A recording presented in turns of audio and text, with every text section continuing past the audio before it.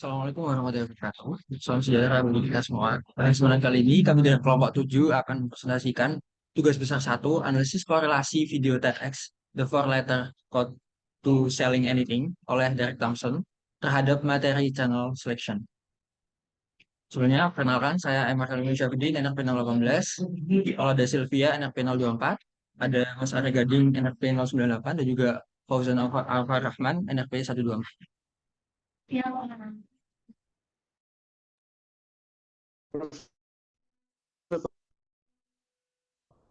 Derek Thompson 96 adalah seorang jurnalis, penulis, dan editor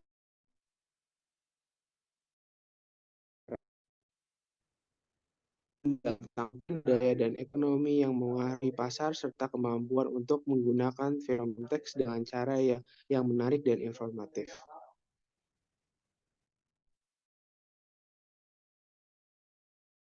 Next slide. Dalam presentasi TEDx, Derek Thompson membahas tentang konsep maya atau most advanced yet acceptable dalam pemasaran yang menggabungkan keakraban dan inovasi untuk menarik perhatian konsumen. Dia menggunakan contoh dari musik dan teknologi untuk menunjukkan bagaimana produk yang sukses harus familiar namun juga menawarkan sesuatu yang baru. Thompson juga menyoroti pentingnya memahami psikologi konsumen dan storytelling dalam menciptakan strategi pemasaran yang efektif.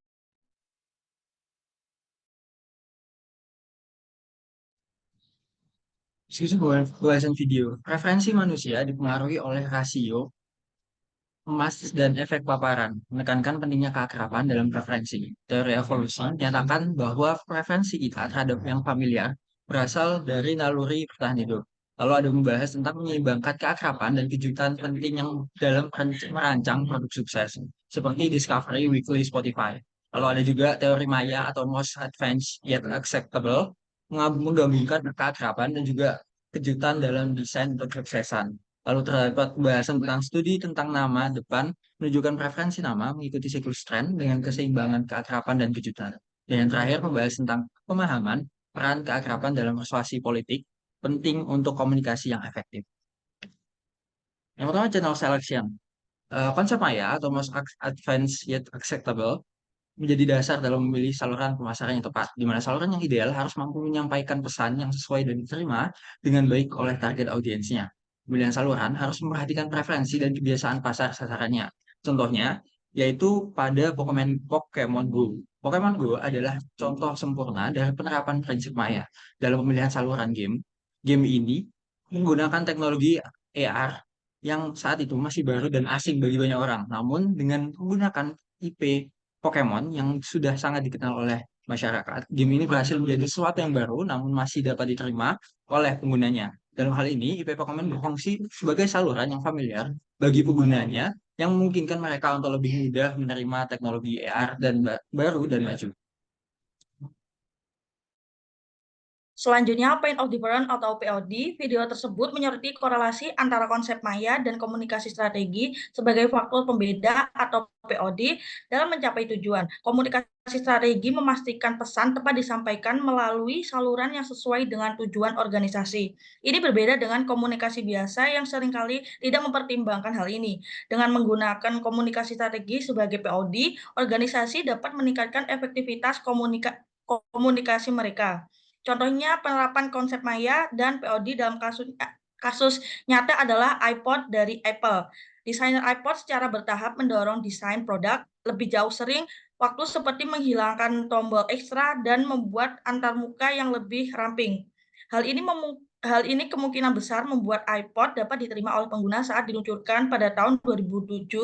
Dalam hal ini desain yang ramping dan saat diluncur dan antarmuka yang user friendly adalah POD iPod, sementara pendekatan gradual dalam merancang produk adalah penerapan dari prinsip Maya. Next.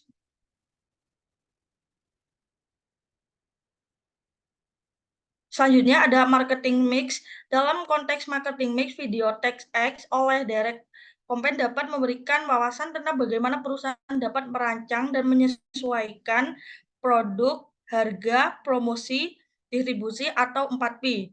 menurut mereka untuk mencapai keseimbangan antara inovasi dan penerimaan pasar. Misalnya dalam merancang produk, perubahan dapat berusaha untuk membuat produk mereka seinovatif mungkin sesuai dengan prinsip Maya untuk memenuhi kebutuhan dan keinginan konsumen. Demikian pula dalam promosi, perusahaan dapat menggunakan pendekatan Maya untuk merancang kampanye pemasaran yang menarik namun masih relevan dan dapat diterima oleh target pasar mereka. Next. Kemudian ada sedikit pada video TechX The Four Letter Code to Selling Anything oleh Derek Thompson. Beberapa implementasi konsep Maya pada perusahaan besar adalah yang pertama ada desain Coca-Cola. Pertama ada desain. Coca-Cola menggunakan desain klasik berpotensi yang tetap dan rasa modern dan familiar mengikuti prinsip Maya. Yang kedua ada teknologi. iPhone menawarkan fitur-fitur inovatif seperti layar sentuh dan aplikasi, tetapi tetap mudah digunakan oleh halayak luas. Yang ketiga ada musik. Lagu Hey Jude oleh The Beatles menggabungkan elemen musik klasik dan rock secara inovatif namun familiar disukai oleh beberapa generasi. Next.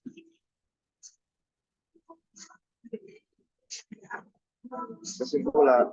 Terus kemudian ada kesimpulan. Yang pertama pemilihan saluran pemasaran yang tepat dan penggunaan komunikasi strategis sangat penting dalam mencapai konsekuensi pemasaran.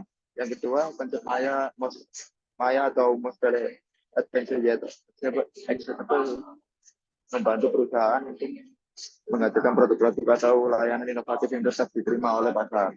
Yang ketiga ada faktor POC.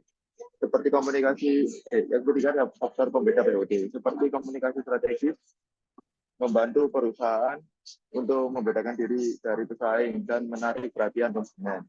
Yang keempat, dengan memahami dan menerapkan konsep ini, perusahaan dapat meningkatkan daya saing mereka di pasar, meningkatkan loyalitas pelanggan, dan mencapai tujuan pemasaran yang diinginkan. Next.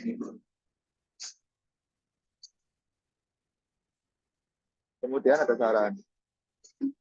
Memahami konsep Maya dan menerapkan dalam pengembangan produk atau layanan. Yang kedua, memilih saluran pemasaran yang sesuai dengan preferensi dan kebiasaan target pasar. Yang ketiga, menggunakan komunikasi strategis untuk membedakan diri dari pesaing dan menarik perhatian konsumen. Yang keempat, memperbarui strategi pemasaran secara berkala sesuai dengan perubahan dalam lingkungan bisnis dan tren pasar.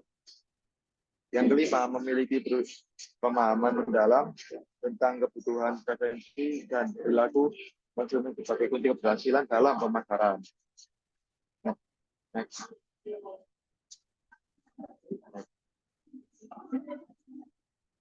Sekian dari kelompok kami. Bila ada kata-kata, mohon maaf. Wassalamualaikum warahmatullahi wabarakatuh.